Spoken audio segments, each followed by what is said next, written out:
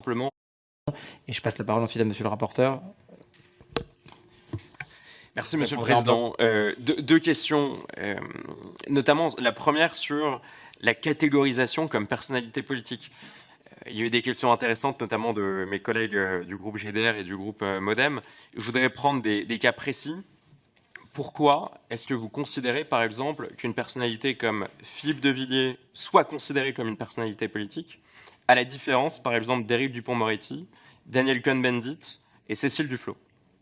Donc, cas concret. Et la deuxième et dernière question, vous nous avez déclaré aux prémices de cette audition que vous ne vouliez pas signaler d'éventuels conflits d'intérêts. Pourtant, vous avez admis dans un entretien il y a quelques mois, je crois, que vous aviez eu un enfant avec la directrice générale des médias et des industries culturelles qui siège aussi au conseil d'administration de France Télévisions, qui est elle-même la tutelle de France Télévisions. Pourquoi avoir simplement omis de nous le signaler dans le cadre de cette audition? Je vous remercie.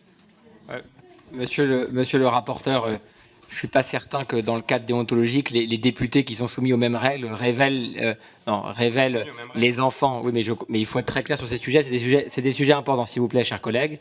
Je veux dire très clairement ici, et je le dis avec solennité, qu'il y a des règles et un cadre déontologique strict qui s'appliquent. On ne demande pas aux parlementaires ni aux dirigeants des autorités indépendantes de dire les conjoints ou les conjointes avec lesquels ils ont eu des enfants. Et ça ne vous empêche pas, Monsieur le Président, de répondre sur ces questions, effectivement, d'intérêt et de patrimoine. Mais c'est un exercice très cadré.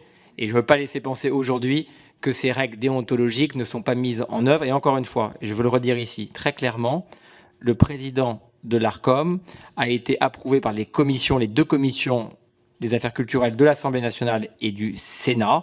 Et donc, ça aurait pu être des questions qui auraient pu être posées à ce moment-là. Aujourd'hui, Monsieur le Président a été nommé avec l'accord des commissions des affaires culturelles de l'Assemblée et du Sénat dans des conditions régulières et il a respecté un cadre déontologique très strict. Juste, je voudrais préciser, parce que je ne l'ai pas fait, que je suis membre du CA de l'INA, et de la même manière que vous êtes membre du CA d'une entreprise audiovisuelle publique, évidemment, aucune rémunération afférée. Merci de le faire. Et je me suis désolée de l'avoir oublié. Merci d'avoir précisé. Monsieur le Président, si vous voulez répondre à la question du rapporteur. Merci pour cette question centrale. Donc, effectivement, j'ai la chance, le vrai bonheur d'être le père d'un garçon dont la mère est directrice générale des industries culturelles. Nous nous sommes séparés il y a 15 ans. Donc je pense que les conflits d'intérêts, à supposer qu'il puisse y en avoir un pour une relation de son genre, me paraissent assez lointains, mais je vous laisse l'apprécier évidemment.